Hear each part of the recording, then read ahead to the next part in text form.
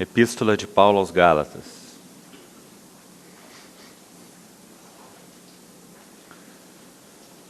Vamos ler os 5 primeiros versículos do capítulo 1.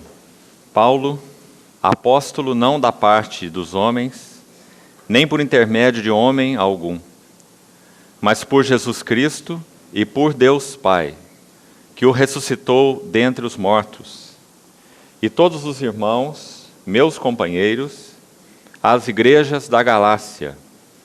Graça a vós outros e paz da parte de Deus nosso Pai e do nosso Senhor Jesus Cristo, o qual se entregou a si mesmo pelos nossos pecados, para nos desarraigar deste mundo perverso, segundo a vontade de nosso Deus e Pai, a quem seja a glória pelos séculos dos séculos. Amém.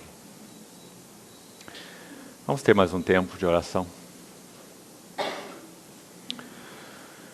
Senhor, somos agradecidos ao Senhor por essa manhã de comunhão, por essa manhã aos teus pés, por essa manhã com tua palavra aberta, e também suplicamos a Ti que nos conceda o espírito de sabedoria e de revelação, para que por meio do teu espírito, tua palavra possa ser aberta, revelada, explicada aos nossos corações. Glorifica teu nome e provê entre nós um ambiente necessário para isto. Guarda nossa mente, coração, espírito focados em Ti.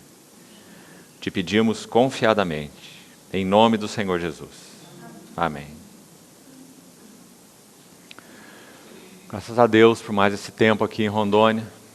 4ª vez que temos estado juntos. E outros irmãos também dessa região norte. Somos gratos ao Senhor por podermos gastar esse tempo de comunhão na sua bendita palavra. Dessa vez, irmãos, eu gostaria de colocar algumas verdades fundamentais, básicas, para o nosso bom entendimento da vida e do serviço cristão. Não sei até onde os irmãos conhecem essa epístola aos Gálatas, mas sem dúvida ela é uma epístola de fundamento. Quando Paulo escreveu essa epístola aos Gálatas, a grande preocupação de Paulo era fundamentos, era alicerces. Logo no início, no capítulo 1, ele diz que aqueles que estavam recebendo, ou que já tinham recebido o Evangelho, estavam agora recebendo outros que estavam deturpando o Evangelho, pregando até mesmo o que ele chama de um outro evangelho. E essa era uma grande preocupação para Paulo, porque só há um evangelho, não há um outro evangelho, não há um outro tipo de evangelho. O evangelho não tem 2 conteúdos, só há um evangelho. Nesse aspecto, nós realmente precisamos ser integrais na nossa compreensão da revelação de Deus pelo evangelho. Nós não podemos adaptar o evangelho ao nosso gosto, adaptar o Evangelho à nossa cultura, adaptar o Evangelho às nossas preferências pessoais. O Evangelho é incapaz de se adaptar a qualquer coisa. O Evangelho tem uma característica radical. Nosso Senhor Jesus disse assim: quem não é por mim, é contra mim. Ele disse também: quem comigo não ajunta, espalha. O que o Senhor quis dizer com essas palavras? Sem dúvida, ele está falando da radicalidade do Evangelho. Por isso, irmãos, louvado seja o Senhor. Nós que cremos no Senhor Jesus, nós somos um povo que teve colocado o machado na raiz da árvore. Nós não podemos cochear entre 2 pensamentos. Nós não podemos servir a 2 senhores. Nós não podemos ter olhos aqui e olhos ali. Nosso Senhor tratou isso de uma maneira tão clara naquele trecho do Sermão do Monte, que certamente os irmãos conhecem, Mateus capítulo 6. Não acumuleis tesouros para vós outros sobre a terra, acumulai para vós outros tesouros no céu. Em todo o tempo o Senhor está fazendo esse raciocínio duplo ali em Mateus 6 e dizendo que isso é impossível. Não podeis servir a Deus e as riquezas, isso não é ser radical. Ou seremos servos de um, ou seremos servos de outro. Não dá para dizer que somos servos de Deus e amamos o dinheiro, por exemplo. Então, quando Paulo escreveu aos Gálatas, esse mesmo espírito está no apóstolo Paulo. Usa essa palavra deliberadamente, radicalidade do Evangelho. Paulo viu que aquelas pessoas que haviam recebido o Evangelho de uma forma tão maravilhosa. Ele chega a escrever no capítulo 3, que quando ele pregou para os Gálatas, Cristo foi exposto aos olhos deles. Cristo foi exposto como crucificado. O que ele quis dizer é, quando nós entramos aí na Galácia e pregamos o Evangelho onde não havia nada, só havia trevas, pagãos, aqueles que não conheciam o Senhor, Paulo disse que eles viram a Cristo de uma maneira tão linda, tão clara, que eles ficaram, por Cristo, inicialmente, fascinados, foram ganhos. Mas agora eles estavam sendo fascinados ou enfeitiçados, a palavra que ele usa no capítulo 3, logo no primeiro versículo. Muito forte palavra. Enfeitiçado por aqueles que pregavam um outro evangelho. Agora, irmãos, essa epístola, como todas as outras, não apenas de Paulo, mas todas elas, sempre podem ser abordadas por mais de um ângulo. A riqueza da palavra de Deus é tão grande que raramente, se é que existe alguma epístola, não acredito assim, cada uma das epístolas, a partir de Romanos até o livro de Apocalipse, sempre podem ser abordadas por mais de um ângulo. Sempre. Nós vamos, com a ajuda do Senhor, nesses 3 tempos que teremos juntos, iniciando agora, abordar essa epístola possivelmente por 2 ângulos. Um dos ângulos já vamos expor nessa manhã. E ver, então, entender um pouco por que nós estamos dizendo que essa é uma epístola de fundamentos. Nós podemos olhar essa epístola, por esse primeiro ângulo, através de 3 grandes palavras. Eu sugeriria aos irmãos, então, que colocassem sua atenção aí, aqueles que gostam de fazer suas anotações, para o seu estudo e meditação particular posterior. Essa epístola é lindamente dividida em 3 seções, com ênfase em 3 palavras que são absolutas no que concerne a nossa visão do Evangelho. São absolutas no que concerne ao nosso bom entendimento da vida cristã e também do serviço cristão. Os 3 primeiros capítulos terão como ênfase a verdade da graça. Nós sabemos que o próprio Evangelho, por um aspecto, é o Evangelho da graça. Ele também é o Evangelho do reino, ele também é o Evangelho da glória, mas ele também é o Evangelho da graça. Graça é uma palavra que resume o que é o Evangelho. Nosso Senhor Jesus, quando se revelou, João diz que ele era cheio de graça e de verdade. Então, 3 capítulos, a metade da epístola, é gasta em torno dessa verdade da graça. E nós precisamos, então, entrar um pouco nela, embora, claro, nós não teremos em 3 sessões tempo de sermos exaustivos em nada. Nós teremos que passar aí panoramicamente, mas nós cremos que o Senhor usará esse tempo de comunhão para então abrir um pouco mais nossos olhos nessas verdades tão importantes. Então, graça é a primeira ênfase, primeira palavra. 3 capítulos, vamos ver, focando graça. Depois é uma segunda palavra tão importante quanto, e é a palavra liberdade. Embora precisa, como tantas outras, ser compreendida muito bem. Muitas vezes nós festejamos a liberdade que temos em Cristo de uma maneira inadequada. E essa liberdade nos conduz a um outro tipo de escravidão. Em particular, a escravidão a nós mesmos. A nossos desejos, não é? As nossas sensualidades, um cativeiro ao eu. Porque não compreendemos qual é o sentido da liberdade que nós temos em Cristo. O que essa liberdade fez conosco? O que ela opera em nós? Nós somos livres não apenas de quê, mas somos livres para quê? Então essa palavra liberdade é central na nossa compreensão do Evangelho, da vida cristã, do serviço cristão, do relacionamento uns com os outros. Nós temos toda a liberdade em Cristo. Mas sabe o que diz Romanos 14? O mesmo Paulo escrevendo aos Romanos? Que a nossa liberdade total que temos em Cristo é limitada. E sabe o que limita a nossa liberdade? Segundo Romanos 14, amor. Nós deixamos de fazer o que temos liberdade de fazer tantas vezes no Senhor, espiritualmente falando, por causa do amor. se nós de alguma maneira possamos colocar um escândalo, um tropeço ao nosso irmão. Nós não levantamos a bandeira da liberdade, nós levantamos a bandeira do amor. E o amor restringe, limita a nossa liberdade, sem que nós tenhamos um senso que nós estamos pagando um preço caro por isso. Porque a liberdade não é a bandeira.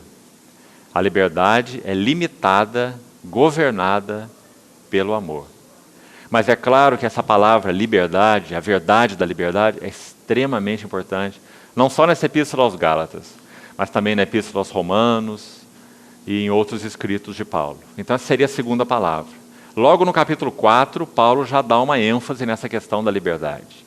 E ele vai pelo capítulo 4 todo, entra pelo capítulo 5 e vai até o versículo 15.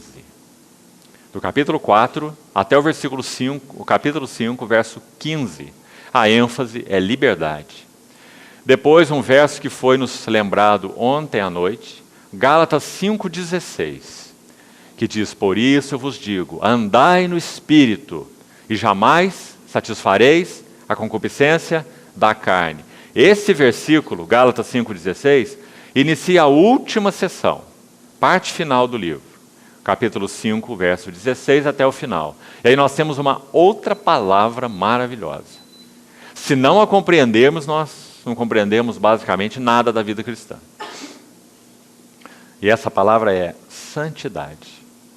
Então, irmãos, veja que livro essa epístola aos Gálatas. Paulo começa falando da graça, segue falando da liberdade e termina falando da santidade. São três palavras que expõem o Evangelho de uma maneira maravilhosa, precisa. Agora, alguns detalhes ainda sobre essa epístola. Paulo escreveu essa epístola como sendo uma das primeiras de toda a sua série de 13 epístolas. Por que isso é importante? Alguém já sugeriu uma divisão das epístolas de Paulo de uma maneira muito bonita. E você que gosta de estudar as Escrituras, quero então sugeri-la para você. Um homem de Deus chamado William Graham Scroggie, ele sugeriu dividir as 13 epístolas de Paulo da seguinte maneira, começando com a sequência das estações do ano. Então, as primeiras epístolas seriam as epístolas de primavera, começando o ano por essa estação, a primavera. O que Paulo escreveu nessa época são as primeiras epístolas de Paulo, escritas no ano 52, depois de Cristo, e no ano 53. São as epístolas aos Tessalonicenses. Primeira aos Tessalonicenses e segunda aos Tessalonicenses. Os primeiros escritos de Paulo. Por isso são chamados de epístolas da primavera. Ali tudo são flores. Paulo fala sobre a segunda vinda de Cristo. Epístola maravilhosa. 1 Tessalonicenses, 5 capítulos. Cada um dos capítulos termina com uma referência à volta do Senhor. Então, se nós queremos conhecer algo sobre a volta do Senhor, 1 aos Tessalonicenses. 5 capítulos, 5 referências. E sempre nos últimos versículos de cada capítulo. Todos falando da volta do Senhor. Depois, 2 aos Tessalonicenses. De novo, o assunto da volta do Senhor. Por isso é a epístola da primavera. Todo o anseio daqueles irmãos era que o Senhor retornasse nos seus dias. Que o Senhor preparasse a sua igreja. Paulo escreveu para os Coríntios assim: eu zelo por vós com zelo de Deus, porque eu vos tenho preparado para vos apresentar como virgem pura, para um só esposo que é Cristo. Né? Então esse era o espírito apostólico. Então Paulo escreveu essas 2 epístolas aos Tessalonicenses logo na primavera do seu ministério. Por isso são chamadas epístolas da primavera. Depois, a fase, ou estação seguinte, no nosso ano, seria o verão, logo após a primavera. Quais são as epístolas de verão? São as epístolas mais quentes de Paulo, as mais calorosas. Quais são elas? 1 e 2 aos Coríntios, não são? Epístolas de repreensão, epístolas de correção, epístolas de advertência. 1 e 2 aos Coríntios são epístolas de correção. Romanos faz parte dessa série de verão, são 4 epístolas agora. 1 e 2 Coríntios, Romanos e Gálatas, a epístola que nós vamos estudar. São as epístolas de verão. Paulo começa aos Gálatas, já vimos aí, sem nem saudação. Não é estranho? Todas as epístolas de Paulo começam com uma saudação. Gálatas não tem saudação. Por quê? Porque Paulo está extremamente tenso quando escreve aos Gálatas, cheio de encargo, de temor, porque eles estavam se afastando do único evangelho. Como já usamos a palavra no capítulo 3, ele diz que eles estavam sendo enfeitiçados por pessoas que pregavam outro evangelho. Então ele entra nessa epístola com todo esse calor, como nós falamos, exortando, usando essa espada que ele possuía como ninguém, a espada afiada do Espírito, e cortando um caminho reto entre os Gálatas, mostrando o que era e o que não era, mostrando o perigo de agregar com Cristo várias coisas. Cristo e mais circuncisão, Cristo e mais guarda de dias, de festa, de lua nova, de sábado e etc. Tudo que faz parte do judaísmo, que não tem nada a ver com o cristianismo. Será que a mensagem de Gálatas é urgente hoje? Extremamente. Amados irmãos, nós vivemos dias de cristianismo judaizado. Há pessoas aí tocando chofar para chamar irmãos para a reunião. Uma mistura horrível, judaico-cristã, algo impossível, uma aberração. O cristianismo não tem nada a ver com o judaísmo.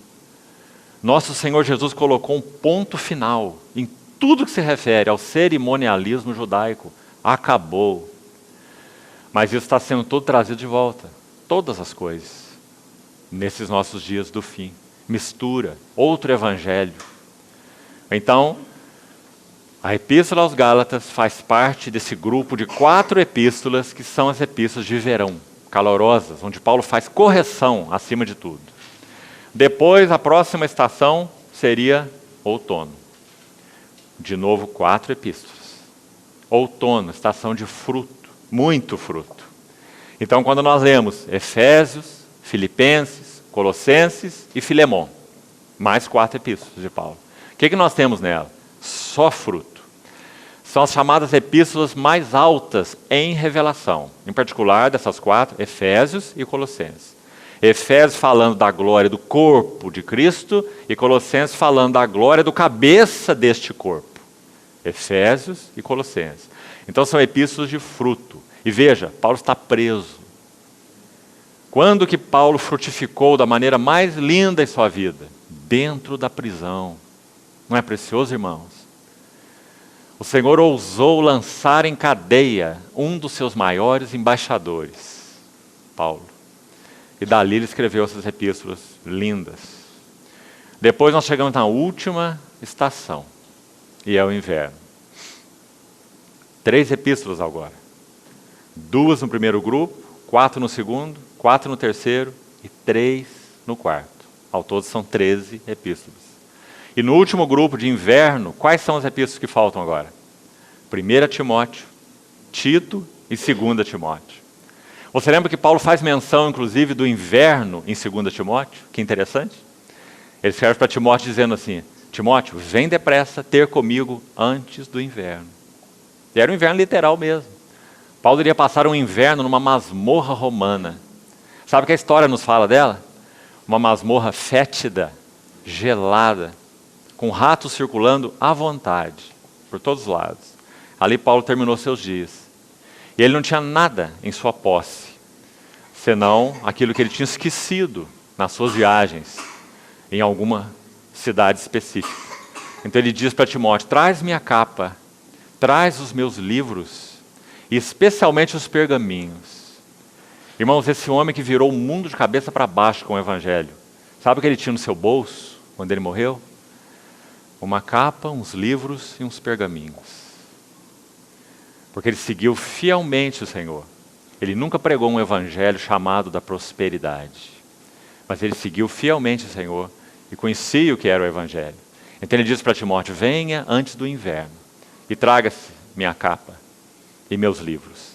Então essas 3 últimas epístolas são as epístolas de inverno, quando Paulo já está tão maduro. E agora ele é Paulo o velho, e escreve de uma maneira tão bonita para Timóteo, que é Timóteo o jovem. Tinha tanto para aprender, tantas batalhas para lutar. Ele vai dizer para Timóteo, eu já completei minha carreira, eu já guardei a fé. Ele está dizendo agora, revista-se, Timóteo, dessa sã doutrina e combata como um bom soldado de Cristo Jesus. Nenhum soldado em serviço se envolve com negócios dessa vida. Seu objetivo é focado, é satisfazer aquele que o arregimentou. São palavras lindas, irmãos. 2 Timóteo, a última epístola de Paulo. Ele está dizendo de uma maneira tão maravilhosa que o coração dele foi totalmente conquistado pelo Senhor Jesus. Ele já tinha dito isso lá atrás em Filipenses. Eu prossigo para conquistar aquilo para o que também eu fui conquistado por Cristo Jesus. Irmãos, quando nós estudamos os escritos de Paulo, nós precisamos fazer essa primeira pergunta. A revelação do Evangelho, o Senhor Jesus, tem conquistado o nosso coração? Ou ele é para nós um motivo de reunião de domingo? O Senhor tem conquistado nossos corações? Nós temos vivido dele, temos vivido com ele, temos vivido para ele, temos habitado nele, temos conhecido o que significa isso, temos aprendido nas palavras de Gálatas que ele vive em nós. Não vivo eu, mas Cristo vive em mim. Sabe um dos erros que nós fazemos? Quando olhamos para os escritos de Paulo em particular, nós importamos as palavras deles para nós. É ele que está dizendo assim, não vivo eu, mas Cristo vive em mim. Aí nós tiramos esse versículo da Bíblia e recitamos. Não vivo eu, mas Cristo vive em mim. Mas nossa vida prova o contrário. Nós teríamos que dizer, não vive Cristo, mas eu vivo em mim, e para mim, e de mim, e por mim. Não é? Então isso não é algo automático. Cristo viver em nós não é algo automático.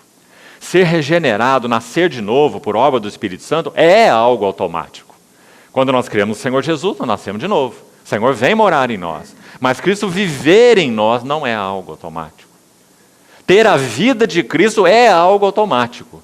Mas viver a vida de Cristo não é algo automático. Veja a diferença entre essas duas coisas. Se fosse, o Senhor não precisaria dizer assim, morem em mim, habitem em mim, e eu habitarei em vós. Vocês de vocês mesmos nada podem fazer, mas habitai em mim. Quem habita em mim dá muito fruto. Não é? Então não vamos nos enganar, irmãos. Não vamos nos enganar com esses assuntos. A vida cristã não é automática. A graça de Deus nos buscou um dia, e isso foi automático. Nós éramos trevas, Ele nos fez luz. Nós éramos perdidos, Ele nos achou. Nós não tínhamos pai, espiritualmente falando, não é? Nós éramos desfiliados. Mas o Espírito Santo veio morar em nós, nos levou a conhecer o Pai, a orar Abba Pai. O Espírito testifica com o nosso espírito que somos filhos. Tudo isso é verdade. Mas isso não significa viver a vida de Cristo. Para viver a vida de Cristo, nós vamos ver como a Epístola de Gálatas nos ensina, precisamos mais do que a vida de Cristo em nós. Nós precisamos que Cristo seja formado em nós. Gálatas 4:19. Cristo formado em vós. Então, vamos abordar essa epístola por esse primeiro ângulo. Graça, liberdade e santidade. Agora, vamos ver juntos, nessa primeira sessão, quais são, abra aí de novo, por favor, o primeiro capítulo, quais são alguns dos lugares onde a palavra graça está mencionada, nesses 3 capítulos. E qual é o contexto e que relação que Paulo faz com a graça aqui. E vamos ver como é maravilhosa essa graça. Você sabe que tem um autor de hinos do passado que escreveu um hino com esse nome, não é? Maravilhosa graça. Porque ela assim é. Veja logo no início, no versículo 3, essa palavra que Paulo usa e que nós tantas vezes a usamos de forma mecânica, né? Graça. E ele usa graça e paz. Veja no versículo 3. Graça a vós outros e paz, da parte de Deus nosso Pai e do Senhor Jesus Cristo. Em que contexto graça é usada e explicada aqui, nessa primeira menção? Verso 4. Veja. O qual se entregou a si mesmo pelos nossos pecados. Graça a vós outros e paz da parte de Deus nosso Pai e do Senhor Jesus Cristo, o qual se entregou a si mesmo pelos nossos pecados. Primeira parte do versículo 4. Vamos falar rapidamente sobre ela e com a ajuda do Senhor vamos apreciar isso juntos. Você já percebeu que Paulo usa a palavra entregou nos seus escritos de uma maneira especial, se referindo ao Senhor Jesus? Me permito citar 2 exemplos para isso ficar claro. Olhe o último versículo do capítulo 4 de Romanos. Romanos 4, 25. Olha como ele termina. É o grande capítulo sobre a justificação, quando Paulo fala de Abraão, que foi justificado pela fé, um lindo capítulo, e diz que essa mesma justiça será imputada àqueles que creem no Senhor Jesus, né? E ele termina o capítulo 4 de Romanos dizendo assim, que Jesus se entregou, o qual se entregou. Olha essa palavra, entregou. Ele se entregou como oferta por nós, como propiciação, não é? Foi entregue por causa das nossas transgressões. Não é isso que ele diz aí? E ressuscitou por causa da nossa justificação. Queria que você observasse a palavra entregou. Ela não é banal. Quando Paulo usa a palavra entregou, uma palavra cheia de significado. Por exemplo, Jesus disse assim, ninguém tira a minha vida. Eu espontaneamente a dou. Isso significa entregar. Ninguém colocou as mãos nele e o levou preso, a não ser quando ele permitiu. Não é? Quantos pegaram em pedras para atirar nele, em momentos específicos de sua vida? Sabe o que os evangelistas registram? E ele passou pelo meio deles e retirou-se. Quando aquela escolta de soldados veio prendê-lo, mesmo no Getsemane, você lembra o que aconteceu? O Sinédrio manda uma escolta de soldados. Que quadro mais lindo, irmãos, do nosso Senhor. E eles se aproximam dele para prendê-lo, com ordem daquelas autoridades. Ele era um homem comum, eles não conheciam, não é? Então, o Senhor Jesus se adianta aos seus discípulos, veja que maravilhoso, porque ele é o bom pastor, e o bom pastor dá a vida pelas suas ovelhas. Então, quando aquela escolta veio, o grupo estava ali, no Getsemane, então nosso Senhor Jesus se adianta para proteger as suas ovelhas, e pergunta assim a eles, a quem buscais? E eles respondem, a Jesus o Nazareno.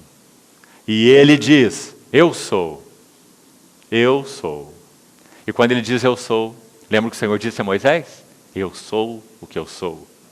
E ali estava ele mesmo, o Deus eterno, encarnado, o Senhor Jesus. Quando ele diz eu sou, João diz assim, e os guardas recuaram e caíram por terra. Ele nem tocou neles, ele só disse eu sou. E por que João registra isso deliberadamente? Para que fique claro, ninguém tira a minha vida. Eu espontaneamente a dou. Então, quando Paulo usa essa palavra entregou, ela está carregada desse sentido maravilhoso, né? O qual foi entregue pelas nossas transgressões e ressuscitou para a nossa justificação. Um outro uso para você apreciar, Efésios 5. Efésios 5, 1 e 2. Diz assim, sede, pois, imitadores de Deus como filhos amados, e andai em amor, assim como Cristo nos amou e se entregou. Aí está a palavra de novo. Efésios 5, 2. Ele nos amou e se entregou, como sacrifício e oferta a Deus em aroma suave. E aqui de novo nós estamos vendo, mais uma vez, Gálatas 1, 4. O qual se entregou. Louvado seja o Senhor. Isso é uma primeira pincelada sobre a graça que nós temos aqui. Sabe o que é a graça? Cristo se entregou. Ninguém tirou sua vida. Romanos 8, Paulo diz assim, Deus nos deu o seu próprio Filho, Ele não o poupou. Então Ele não nos dará com Ele graciosamente. Olha a palavra aí de novo, graça. Não nos dará com Ele graciosamente todas as coisas. Que coisas? As que nós queremos? Não. As que nós tivermos necessidade. Diferente. Né? Então, na primeira menção da palavra graça, esse sentido lindo já é aberto aí. Nosso Senhor se entregou. Ele nos amou. Ele se entregou. Ninguém tirou sua vida. Ele a deu espontaneamente. Ele nos tomou para Ele. Ele nos colocou nele. Ele se aliou conosco de uma maneira irrevogável. Quando Ele se entregou, Ele produziu uma salvação para nós que não nos deixa pendurados em um fio de barbante, como que acordando no céu e depois dormindo no inferno. Compreende o que eu quero dizer, irmãos? Não estamos pendurados por fio nenhum. Nós fomos salvos pela graça, por aquele que se entregou por nós. Agora, sabe o que mais Paulo faz nesse versículo? Ele vai mostrar o que essa entrega significou, de uma maneira muito bonita. Vamos olhar aí. Ele se entregou pelos nossos pecados, vírgula. E agora vem a outra metade do verso. Preste atenção nela. Para nos desarraigar deste mundo perverso, segundo a vontade do nosso Deus e Pai. Sabe o que significa a vontade do nosso Deus e Pai? Significa que Ele faz o que Ele quer fazer. E não há nada que possa interpor no seu caminho. Sabe o que Paulo disse escrevendo para Timóteo, 2 Timóteo capítulo 1?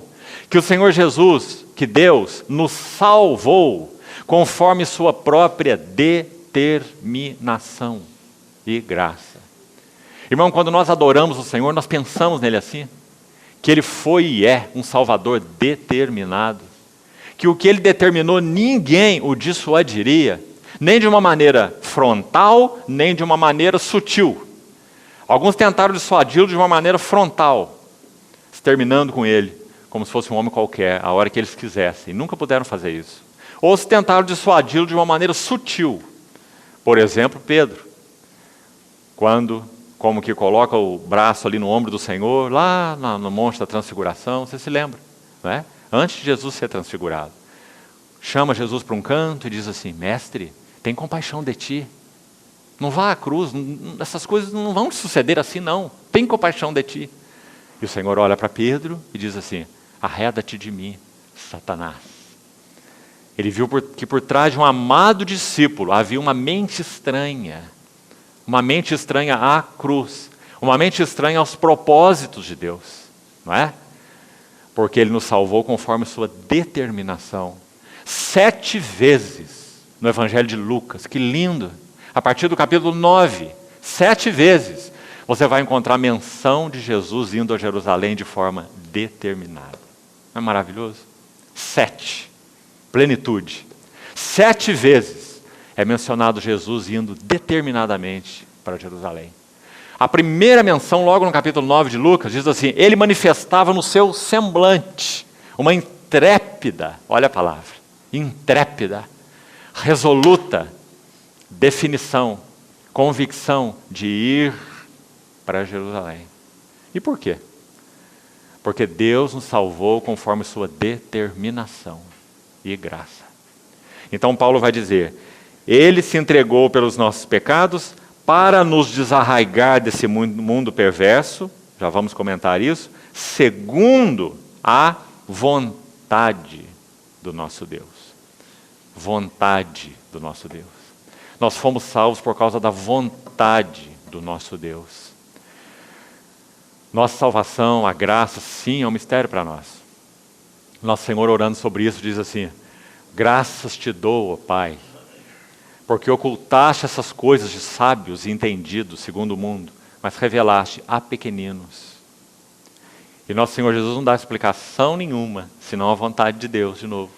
Ele diz assim: sim, Pai. Aqueles que conhecem o Evangelho, que viram o Senhor Jesus, que obtiveram essa revelação, é porque assim foi do teu agrado. Lembra-se? Mateus 11. Né? Louvado seja o Senhor. Assim nós fomos salvos.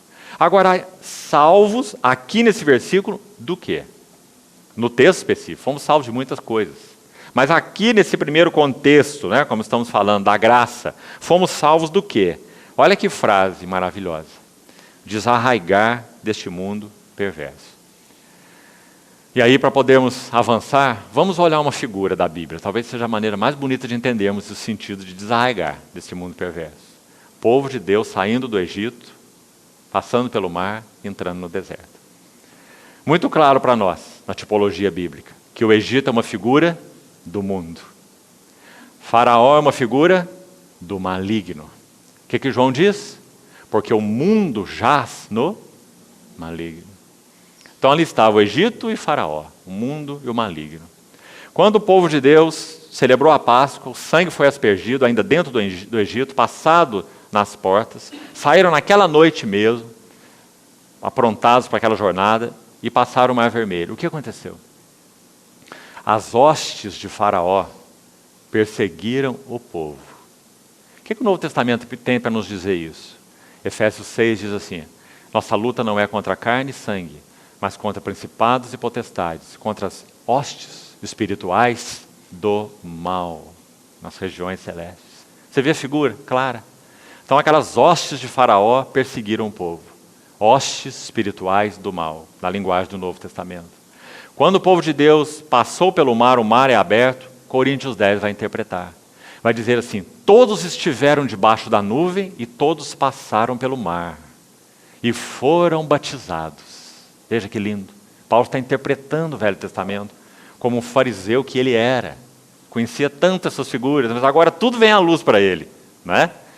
Então ele diz: eles passaram pelo mar e foram batizados em nome de Moisés, ou com respeito a Moisés. Que interessante. O Senhor Jesus não tinha se revelado ainda, né? Então eles foram batizados em nome de Moisés. E o que aconteceu com aquelas hostes? Todas aquelas hostes pereceram naquele mar. Isso é o que significa desarraigar deste mundo perverso. Significa que quando Deus nos colocou em Cristo, preste atenção, nós não estamos mais em um ambiente do mundo e nem estamos mais debaixo do juízo do mundo. Nem estamos mais no ambiente do mundo e nem no juízo do mundo. Irmãos, temos compreendido isso em nossa vida cristã? O que é não estar mais no ambiente do mundo? É que nós agora podemos morar em outro, podemos respirar outra atmosfera, podemos viver de Cristo, porque Cristo vive em nós. Podemos morar nele e ele morar em nós. É uma outra atmosfera. Podemos beber das suas águas, conhecer sua palavra, ter comunhão com ele pelo seu Espírito. Nós não tínhamos nada disso. Mas agora ele nos deu uma outra atmosfera. Qual era a atmosfera que nós vivíamos? Segundo esse texto que estamos estudando, versículo 4. Mundo. O que nós tínhamos no mundo? Em primeiro lugar, João vai dizer que o mundo tem um príncipe. Segundo João, o mundo é um sistema ordenado, organizado e que tem um cabeça, o inimigo. E ele tem muitos tentáculos. Nós vivíamos nesse ambiente. Nós achávamos que éramos livres e éramos escravos. Nós achávamos que poderíamos fazer a nossa vontade, mas nós fazíamos era a vontade de outro. Nós éramos governados pelo Espírito que atua nos filhos da desobediência, né? E achando que éramos livres. Então nós estávamos nesse ambiente. Agora, há mais, a coisa pior que isso. Esse ambiente, segundo a Bíblia, é um ambiente que, quando o Senhor Jesus morreu, recebeu juízo. Então, todo o juízo de Deus em Cristo já caiu sobre esse ambiente. E quando o Senhor Jesus voltar, vai ser plenamente manifesto esse juízo. Sabe o que a Bíblia diz no livro de Apocalipse? Irmãos, nós precisamos, pelo Espírito Santo, sair do berço esplêndido do cristianismo e acordarmos. Sabe o que Apocalipse fala quando nosso Senhor Jesus voltar? O que vai acontecer? Que os ricos, os poderosos, aqueles que viveram para si mesmos, amando esse mundo, eles vão dizer aos rochedos: caí sobre nós. Eles vão dizer aos montes: desabem sobre nós e nos escondam da face daquele que se assenta no trono. Vocês vão já pensar nessa cena de horror, de terror? Você acha que isso é figurado no Apocalipse? Ah, irmão, acorde, porque não é. Quando nosso Senhor Jesus se revelar, aqueles que amaram o mundo vão pedir aos rochedos que o cubram da sua face gloriosa. Louvado seja o Senhor. Nós fomos desarraigados deste mundo perverso. Nós estamos num ambiente que já foi julgado pelo nosso Senhor. Nós já passamos da morte para a vida. Que o Senhor nos ajude a vivermos como aqueles que foram desarraigados. A própria figura do desarraigar é linda, não é? Paulo fala de desarraigar em Gálatas e Paulo fala de arraigar em Colossenses. Em Gálatas ele diz: fomos desarraigados, arrancados com as raízes deste mundo perverso. Você está lendo aí. Sabe o que ele fala em Colossenses 2? Colossenses 2, 6 e 7. Assim como recebestes a Cristo Jesus o Senhor, assim andai nele. Nós já recebemos, agora tem algo para nós fazermos. Andai nele. Nele, qual é a palavra agora? Arraigados. Nele arraigados, edificados e confirmados na fé, crescendo em ações de graça. Não é lindo? Desarraigados deste mundo perverso, arraigados em Cristo Jesus. Agora andem nele, é a palavra de Paulo, andem nele. Não andem aí dentro de vocês mesmos, não. Tendo aí como seu superior, como muitos dizem, né? Acima de mim é só o meu chapéu. Você já viu pessoas falarem assim? Acima de mim é só o meu chapéu. Né? O texto de Colossenses está dizendo, andem nele radicados, edificados, confirmados e crescendo em ações de graça. Sabe qual vai ser o resultado disso? Segundo aos Tessalonicenses, capítulo 1, Paulo escreve assim, quando ele vier, ele vai ser glorificado nos seus santos. E ele vai ser admirado em todos os que creram. Naquele dia. Que maravilha, irmãos. Essa é a nossa esperança. Esse é o nosso chamamento. Então, assim Paulo fala sobre a graça logo no início dessa carta tão linda. Né? Desarraigados deste mundo perverso. Então lembre-se do pano de fundo lá do Velho Testamento. Saída do Egito, perseguidos pelas hostes de Faraó, as hostes mergulhadas no mar, o povo saindo do outro lado, nenhum perseguidor mais, ninguém por trás deles, não é? Mas agora aprendendo numa jornada longa, onde eles foram expostos e reprovados, inclusive, aprendendo a andar com Deus, pela nuvem, pela coluna de fogo, bebendo água da rocha, comendo maná do céu, não é? O Senhor fazendo um povo novo, mudando a dieta deles. Maná era uma figura de Cristo. Veja o que é viver Cristo, não é? Não bastava a vida de Cristo, figurada pelo Cordeiro, o sangue que foi derramado no Egito. Era a base, era o princípio, mas não bastava. Precisava do viver Cristo, ou seja, o maná, dia a dia comendo dele, sendo desintoxicados do Egito, com seus alhos, pepinos, carnes, melões, como diz lá, e aprendendo a comer esse maná, vivendo de Cristo, né? Então, primeira menção da graça. Vamos ver a segunda, rapidamente. Logo à frente, olha o verso 6, Gálatas 1:6. Admira-me, espanta-me, horroriza-me, palavra forte, que estejais passando tão depressa daquele que vos chamou na graça de Cristo. Está vendo como a ênfase é graça? Para um outro evangelho, o qual não é outro, senão que há alguns que vos perturbam e querem perverter o evangelho de Cristo. Mas ainda que nós, ou mesmo um anjo vindo do céu, vos pregue o evangelho que vá além do que vos temos pregado, seja anátema. Vamos parar aqui um pouquinho. Quando Pedro escreve sua epístola, Paulo falou aqui sobre anjos do céu vos preguem outro evangelho. Escute essa referência. Primeira epístola de Pedro, capítulo 1, versículo 10, até o versículo 12. Pedro vai falar sobre essa salvação que nós recebemos, mas que nos tempos do Velho Testamento não era conhecida, era só profetizada. Então ele vai dizer assim, foi a respeito dessa salvação que os profetas do Velho Testamento, é claro, indagaram e inquiriram acerca da graça dessa salvação a vós outros destinada. Aí é dito assim, a eles, aos profetas lá do Velho Testamento, antes de Cristo, a eles foi revelado que não para si mesmos, mas para vós outros, eles profetizavam acerca daquelas coisas, as quais foram reveladas agora a vocês pelo Espírito Santo enviado do céu. Agora ele termina dizendo assim, essas pessoas vos pregaram o Evangelho pelo Espírito Santo enviado do céu, e o Evangelho contém coisas que anjos anelam perscrutar. Muito lindo. Paulo está dizendo que esse Evangelho não foi confiado a anjo nenhum. Por isso ele fala isso aqui em Gálatas. Ele diz, olha, vocês estão acolhendo aí mensageiros, estão pervertendo o sentido da graça, o sentido do Evangelho, nem que fossem anjos. Compreende a linguagem dele? Vocês estão aceitando essas pessoas aí como se tivessem a mensagem do Evangelho, são enganadores, são falsos, estão pregando um outro Evangelho que não é o Evangelho.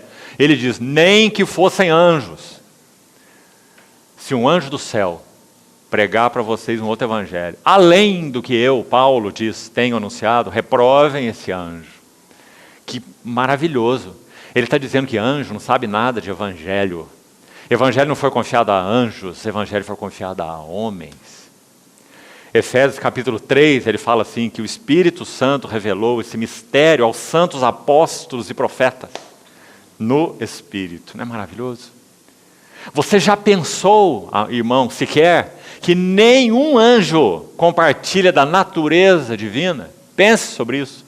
Qual anjo tem a natureza divina? Nenhum. Nem os arcanjos.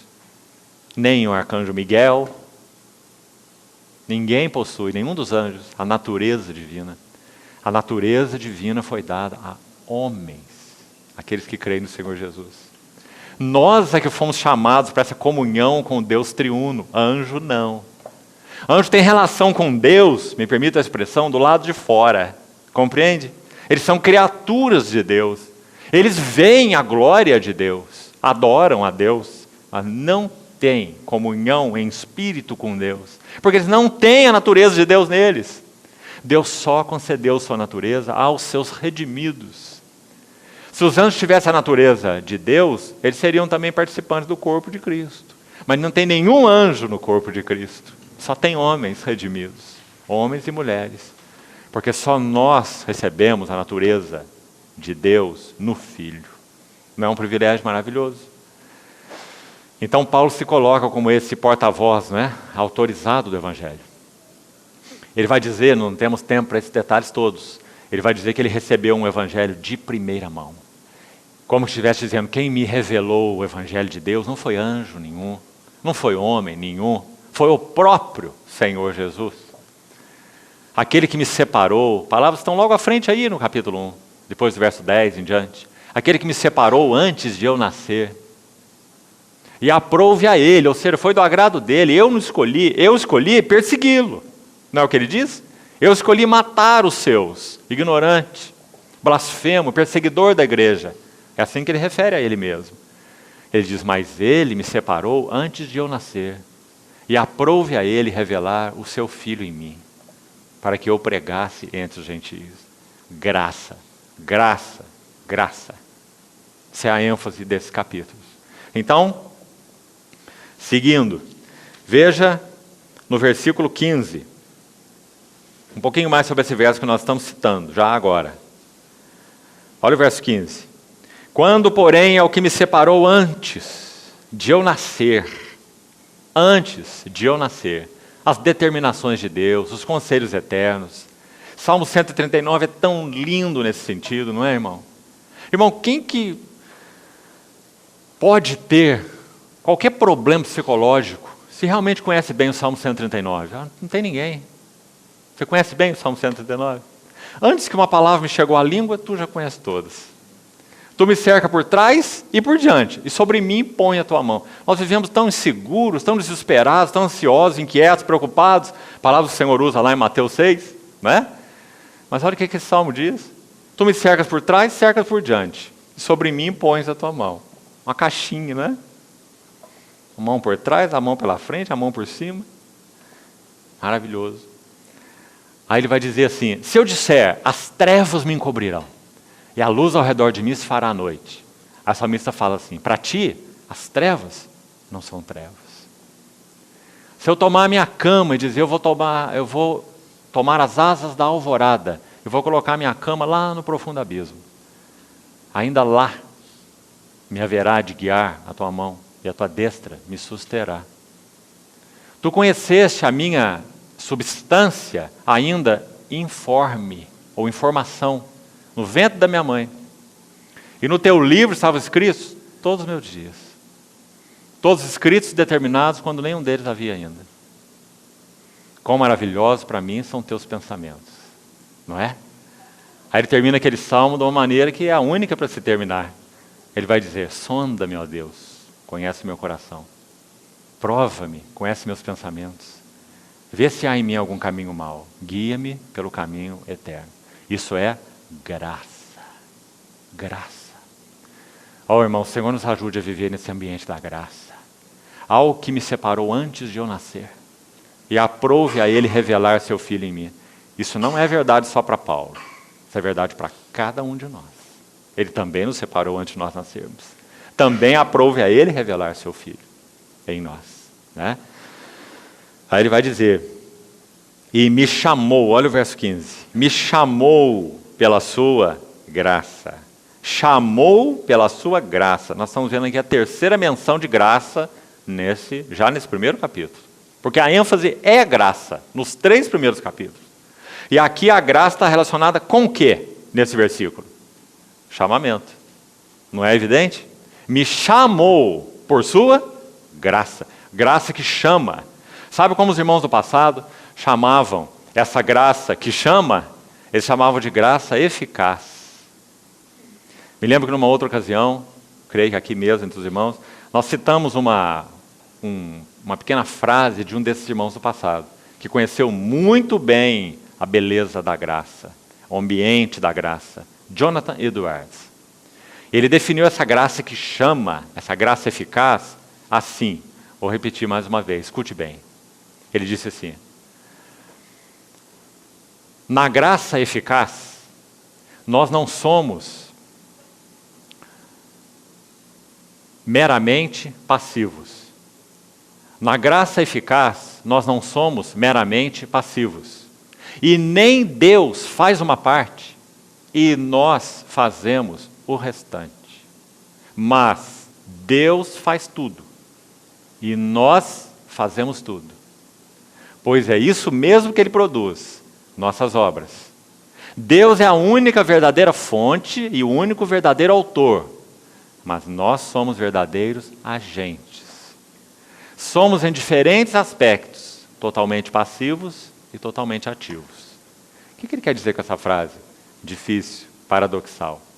Ele quer dizer que quando Deus nos chama pela sua graça, Ele é a fonte e Ele é o autor. Mas nós não somos bonequinhos que são regidos simplesmente como marionetes. Mas Deus desperta algo em nós que antes não estava despertado. Deus desperta uma resposta em nós que antes não estava despertada. Qual a resposta? Uma resposta para a graça. Então Deus, quando revela a graça para nós em Cristo, Ele não nos manipula, Ele nos atrai. Ele busca a resposta em nós e encontra essa resposta em nós, porque a sua graça é eficaz. Então, irmãos, Paulo une nessa terceira menção no versículo 5, a graça a esse chamamento. Ele me chamou por sua graça. Sabe como ele escreve aos Coríntios?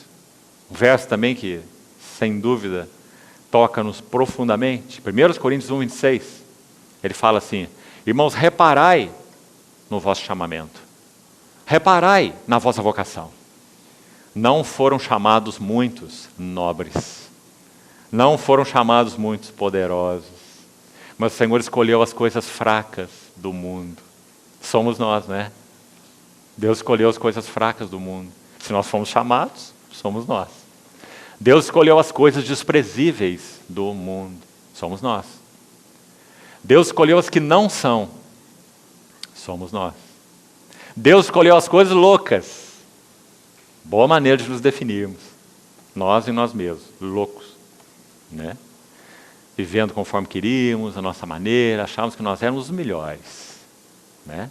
Justos. Justiças próprias. Ele escolheu essas coisas que não são, para reduzir a nada as que julgam ser, a fim de que ninguém se vanglorie na presença de Deus. Esse é o chamamento de Deus. Paulo faz menção a ele aqui, nesse versículo 15. Graça que chama. Depois ele segue ainda, versículo 16, do capítulo 2. Ele diz assim: sabendo, contudo, Gálatas 2,16, que o homem não é justificado por obras da lei, e sim mediante a fé em Jesus Cristo. Também nós temos crido em Jesus Cristo para que fôssemos justificados pela fé em Cristo e não por obras da lei, visto que por obras da lei ninguém será justificado. Por que Paulo está preocupado com isso? Porque aqueles que já tinham recebido Cristo estavam retornando a obras da lei. Irmãos, hoje não é diferente. Das maneiras mais sutis, as grossas, nós já citamos algumas aqui. Não é? Voltar até mesmo a cerimonialismo, buscando alguma coisa da parte de Deus. Mas vamos para as formas mais sutis. Todas as vezes que nós queremos barganhar algo com Deus, nós estamos em obras da lei. Todas as vezes que nós queremos fazer uma coisa para Deus, para receber outra de Deus, nós estamos em obra da lei. Todas as vezes que nós vamos orar, olhamos para nós mesmos e entendemos que nós não estamos em condições, porque nós não fizemos isso, não fizemos aquilo outro, nós estamos nas obras da lei. Porque nós só temos acesso a Deus por causa do precioso sangue do Senhor Jesus. Não é pelo que fizemos ou pelo que não fizemos. Só pelo precioso sangue.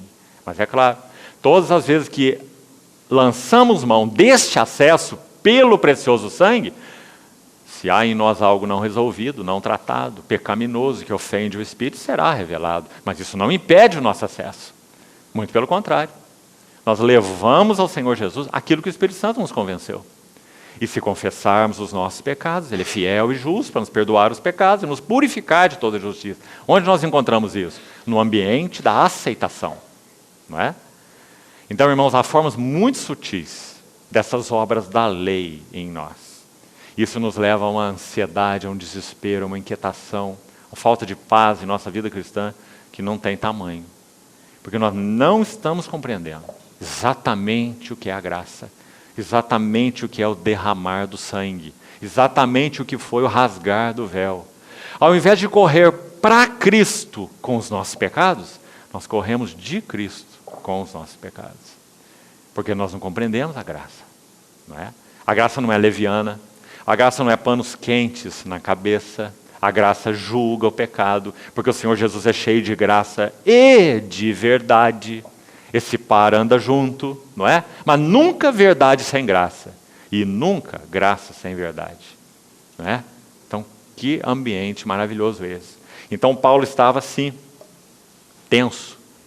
Suas palavras são agudas, desesperadas, podemos até ousar dizer, com esses que estavam fazendo uma bagunça com esse evangelho precioso, puro, misturando com tantas coisas. Né? Aí, versículo 19, um versículo já citado, muito conhecido nosso, ele vai dizer no final do verso 19, Gálatas 2, eu estou crucificado com Cristo. Agora veja, é Paulo dizendo, cuidado, irmão, para você não ficar como um papagaio dizendo isso. Isso tem que ser uma experiência, uma realidade, um ambiente, uma revelação em nossas vidas. Não é? Em Cristo é verdade. Em Cristo todos nós estamos crucificados. Ou precisamos nos crucificar ainda? Claro que não. Quando Cristo morreu, nós morremos. Romanos 6 ensina tão claro. Quando Cristo foi sepultado, nós fomos sepultados com Ele na morte pelo batismo. Quando Cristo ressuscitou, nós ressuscitamos com Ele. Efésios capítulo 2 também diz. Quando Ele se assentou nos lugares celestiais, nós estamos assentados com Ele nos lugares celestiais. Muito claro. Mas tudo isso é objetivo. Será que você entende, irmão? Tudo isso foi feito em Jesus Cristo. Agora precisa ser realizado em nós. Não basta que seja verdade apenas em Jesus. Tem que ser verdade em nós. E para ser verdade em nós, o que é necessário? O que é necessário? Revelação do Espírito Santo. O que o Espírito Santo vai fazer dentro de nós? Quando ele foi derramado, trazer tudo que é de Cristo e aplicar a nós. O Espírito Santo é o aplicador, é o realizador, é o tradutor das verdades que são em Cristo para dentro de nós. Por isso ele veio morar. Será que está claro isso para nós?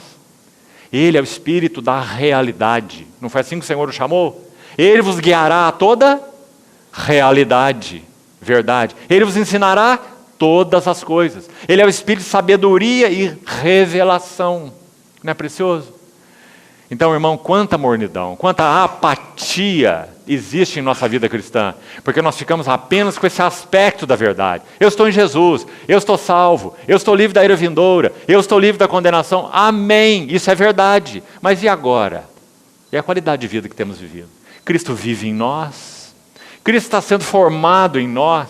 Nossa mente é a mente de Cristo? Ou nós somos cristãos com mente velha? O que mais existe é cristão com mente velha. Porque cristãos não deveriam ter mentes velhas. Cristãos não deveriam ter mentes impuras. Cristãos não deveriam ter mentes ansiosas, inquietas, preocupadas, inseguras. Não deveriam. Mas por que tem? Porque aquilo que é verdade em Cristo não está sendo verdade em nós. Não é? Por quê? O tradutor já mora em nós. O Espírito da verdade. Então o que nos falta? Andai no Espírito. Permanecei em mim, e eu permanecerei em vós. Aprendemos a viver nesse ambiente, irmãos. Foi o que a graça abriu para nós. O Evangelho não é um conjunto de doutrinas, irmãos. Não é um compêndio de teologia. É uma pessoa. Uma pessoa tal que nos convidou para morar nela. Mora em mim e eu morarei em vocês. Como um ramo na videira. Ora, onde nós temos morado? Que ar nós temos respirado? Então ele vai dizer, estou crucificado com Cristo, logo, já não sou eu quem vive, mas Cristo vive em mim. E, observe esse e esse viver que agora eu tenho na carne. Ele tem, será que nós temos também? Será que isso é verdade para nós? Para ele era. Esse viver que eu tenho na carne, eu vivo pela fé do Filho de Deus, que me amou e a si mesmo olha a palavrinha que nós já estudamos lá no início, entregou. Olha que linda ela é. Vê como ela é específica? Ele se entregou por mim. E o que ele diz no 21? Olha com atenção. Não anulo a graça. Quarta vez que a graça é mencionada. Estamos vendo, né? E agora, a graça aqui está em que contexto? Você viu que cada menção tem um contexto próprio e que vai nos ensinar uma verdade específica. A graça aqui, no verso 21, Gálatas 2, 21, é a graça de viver da fé do Filho de Deus. Não é maravilhoso? A graça de viver pela fé do Filho de Deus. Essa graça nos foi dada. Agora, irmão, vamos fazer uma pergunta. Não tem nada de teórico aqui, tudo de muito prático. Qual foi a fé de Jesus? A fé de Jesus foi plena, não é? Absoluta. Ele viveu do Pai, pelo Pai, no Pai. Essa foi a fé de Jesus. Ou você acha que Jesus não teve fé? Alguns acham que Jesus não precisava de fé, não é? Ele foi um super-homem, o verbo encarnado, super-homem. Jesus não foi super-homem. Hebreus diz que ele foi em todas as coisas semelhante a nós, mas sem pecado. Fraco, sedento, cansado, não é? Exausto muitas vezes, com fome, não é? Então qual foi a fé do Filho de Deus? Foi a fé que o verbo encarnado, o homem Jesus, o Jesus de Nazaré, viveu de uma maneira plena, retilínea com o Pai. Quando ele morreu e nos incluiu nele, essa fé nos foi dada. E agora nós podemos viver pela fé do Filho de Deus, mas não é automático. Precisamos desenvolver agora essa vida da fé. Lembra que os discípulos oraram assim, Senhor, aumenta-nos a fé. O que é fé, estritamente falando? Fé é isto.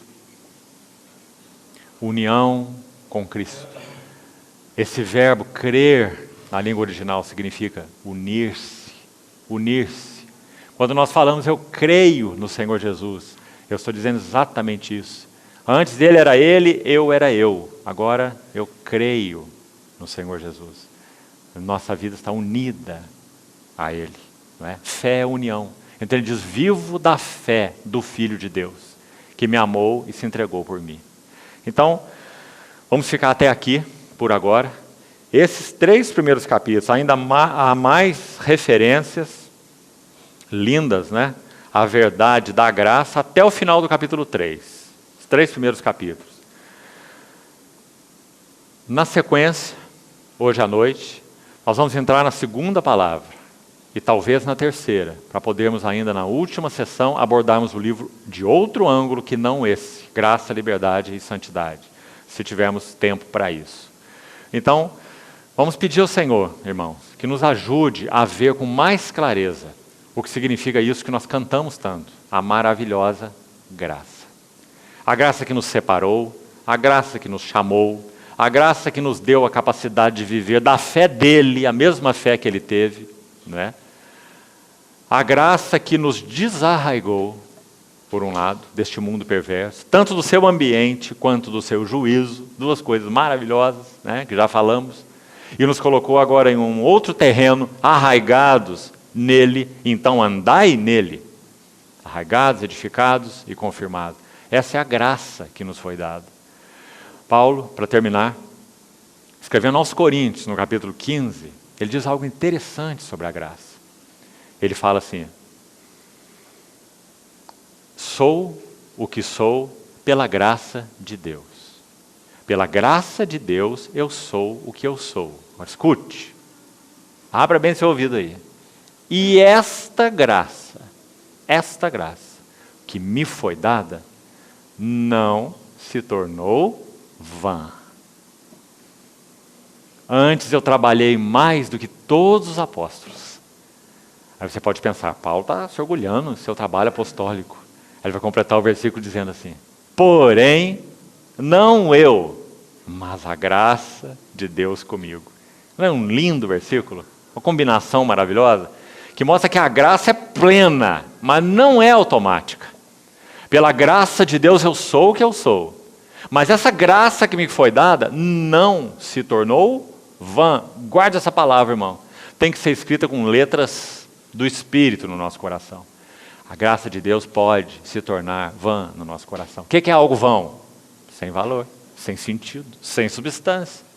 Não é? Pela graça do Senhor vimos Cristo. Pela graça do Senhor recebemos o Espírito Santo. Mas essa graça é vã em nosso coração. Nós não vivemos no ambiente da graça. Nós não somos pessoas graciosas. Somos pessoas legalistas. Nós não respiramos graça, nós respiramos obras, lei. Nós não vivemos num ambiente onde o sangue de Cristo nos purifica de todo pecado, que é o ambiente da graça. Nós vivemos num ambiente de troca com Deus, não é? Graça não é um ambiente automático. Graça precisa ser experimentada, desenvolvida, habitar naquele que é a graça. Então a sua graça não se tornou vã. E porque não se tornou vã na vida de Paulo, o que ele fez? Ele vai dizer: trabalhei mais do que todos os apóstolos. Porém não eu, mas a graça. Graça que supre, graça que habilita. Faça uma diferençazinha aqui. Assim terminamos. Escute, faça uma diferença. Graça não nos foi revelada por causa do pecado. Porque graça significa provisão. Nós precisaríamos de graça mesmo que não pecássemos. Simplesmente por sermos criaturas. Graça é provisão. Porque nós pecamos, então a graça também proveu para os nossos pecados. Compreendeu? A graça proveu pelos nossos pecados pelo derramamento do precioso sangue do Senhor Jesus. Mas a graça não provê só isso. A graça provê suprimento que não tem a ver com pecado. Paulo fala assim: eu tive uma experiência na Ásia que eu me desesperei da própria vida. 2 Coríntios capítulo 1, se você quiser conferir. Ela foi tão violenta que nós nos desesperamos da própria vida. Isso é pecado? Paulo tinha pecado? Não. Paulo estava trabalhando e pregando o evangelho. E passou por uma tribulação. Olha a palavra que ele usa. Não quero que ignoreis a natureza da tribulação que nos sobreveio na Ásia. Nos desesperamos da própria vida. Que suprimento ele encontrou? Graça. Não é para pecado, para fraqueza, para tribulação, para pressão. Não é? Então isso é graça, graça. Nós precisaríamos da graça de Deus, mesmo que não tivesse pecado. Viver na graça, crescer na graça, ser supridos pela graça e conhecer essa abundante graça. Então louvado seja o Senhor, irmãos. Nós já estamos nesse ambiente. Vamos respirá-lo. Vamos respirá-lo profundamente. Eu vim para que tenhas vida, e vida em abundância. Não é? Então, quando ele começa esse livro de Gálatas, ele tem que começar por aí, porque ali estavam irmãos nossos, que já tinham visto o Senhor Jesus, desviando-se da graça. Pedro também, quando termina a epístola dele, da mesma maneira, a mesma graça. Esta é a genuína graça, porque tem uma graça aí anunciada, não é a genuína. Esta é a genuína graça de Deus, nela estai firmes. Pedro termina assim a sua epístola. Você vê. Então, por um lado, vamos olhar aqui a beleza da graça em Cristo que nos foi dada. Por outro lado, vamos olhar aqui, precisamos viver no ambiente da graça, onde nós vamos encontrar toda essa provisão. Seja para pecado, se é o caso, seja para fraquezas.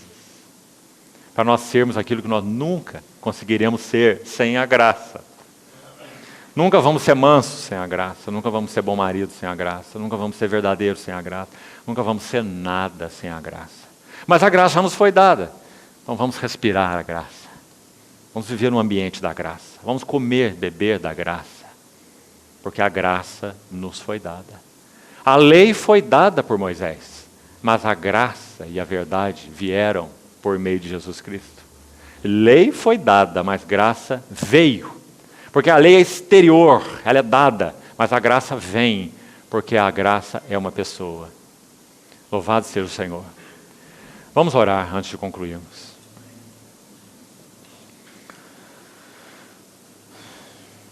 Querido Pai Celestial, te agradecemos muito, ainda sabendo que nossas palavras são tão insuficientes, para te agradecer por tua graça, a graça que nos foi dada em Cristo Jesus. Senhor, nós te pedimos que nos ajude a viver no ambiente da graça. Ah, Senhor, nós somos nada em nós mesmos. Tu és tudo em ti mesmo. Oh, obrigado, porque o Senhor quis combinar a tua plenitude com o nosso vazio, o teu tudo com o nosso nada. Bendito é teu nome. Ajuda-nos, Senhor. Queremos viver de ti, em ti, para ti e contigo. Vem nos corrigir, Senhor. Nossa visão, nossa conduta, nosso entendimento. Ganha nosso coração, conquista-nos, Senhor, amarra-nos a Ti. Em particular nesses dias que antecedem Tua vinda gloriosa. Ah, Senhor, prepara-nos.